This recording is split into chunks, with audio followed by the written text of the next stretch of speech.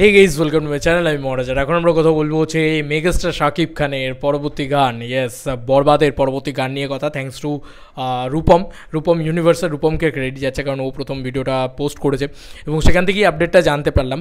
এবং এখানে আমি পুরো বিষয়টা নিয়ে কথা বলবো। এবং এখানে কিন্তু আবার একটা নস্টালজিক ভ্যালু রয়েছে, ঠিক যেরকম প্রীতম হাসানের নস্টালজিক ভ্যালুটা ছিল, ঠিক সেমভাবে কিন্তু আর একটা নস্টালজিক ভ্যালু কিন্তু অ্যাড হতে চলেছে এই সিনেমাটার সঙ্গে বা এই বরবাদের সঙ্গে। সেটা হচ্ছে প্রিয়তম নস্টালজিক ভ্যালু।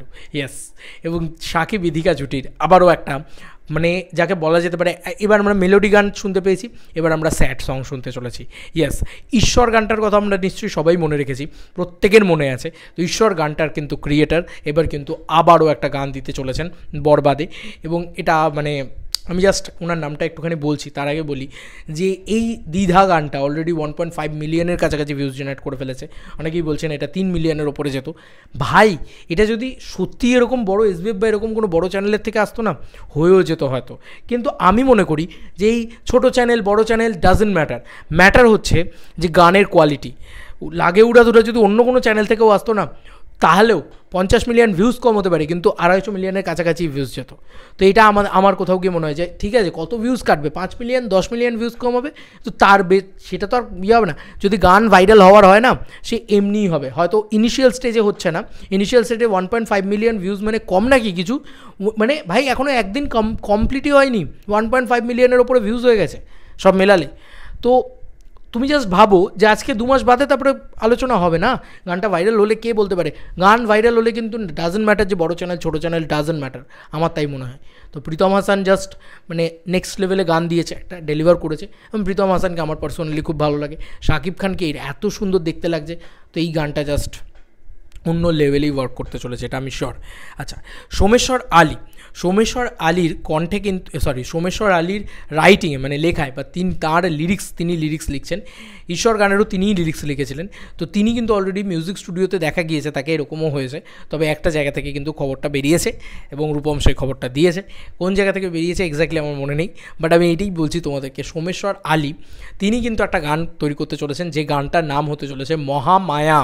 ইয়েস বন্ধুরা, যে গানটার নাম হতে চলেছে মহামায়া, এটাও কিন্তু শাকিব ইদিকার মানে যে বিরহ, প্রেমের যে বিরহ, সেরকম টাইমে এই গানটা আসবে। ঈশ্বর গানটা আমাদের এখনও ভালো লাগে, ঈশ্বর গানটা আমার খুব ভালো লেগেছিলো, ঈশ্বর গানটা সত্যিই ভালো। তো এই গানটা তিনি কিন্তু, এই যে মহামায়া, এই গানটা কিন্তু তিনি ডিজাইন করতে চলেছেন। দেখা যাক, আমি খুব ওয়েট করে বসে আছি এই গানটাও শোনার জন্য। মানে ডিজাইন করতে চলেছেন কি, করা হয়ে গিয়েছে। এবং এই গানেই কিন্তু নোবেল ম্যান কিন্তু গলা দিতে চলেছেন। ইয়েস বন্ধুরা, নোবেল ম্যান কিন্তু এই গানটা গেয়েছেন। এছাড়াও দরদের গান তিনি ভালোই গিয়েছিলেন, নোবেলের গান আমার ভালোই লেগেছিলো। ওরে পাগল মনটা তো আমার ভীষণ ভালো লেগেছিলো। এবং লুট করেছো মন ঝট করে, দু চোখের ক্যামেরায় জুম করে, এই গানটাও বেশ ভালো ছিল। দেখা যাক, আমি খুব ওয়েট করে বসে আছি এই গানটা কীরকম হয়, বিরহের গান।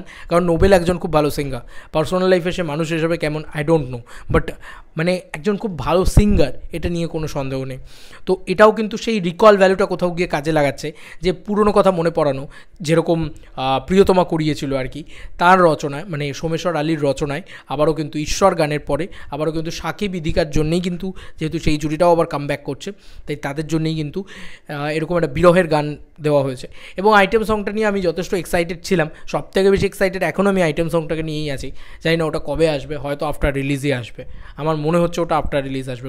কখনও আইটেম সং কিন্তু বিফোর রিলিজ দেওয়া হয় না, বাংলাদেশেও আমি দেখেছি। তো এই জিনিসটা মানে তুমি দুষ্টু কোকিলের ক্ষেত্রে দেখে নাও, আমরা এত কথা বলছি হয়তো, দুষ্টু কোকিলটাই সবথেকে বড় উদাহরণ। দুষ্টু কোকিলের ক্ষেত্রেই দেখে নাও না, দুষ্টু কোকিল কিন্তু ইয়ের আগে আসেনি, মানে রিলিজের আগে, রিলিজের অনেক পরে এসেছিলো, বোধহয় 7-10 দিন বাদে রিলিজের দুষ্টু কোকিল গানটা এসেছিলো, এবং তারপরেও ওরম লেভেলে ভাইরাল হয়েছিল।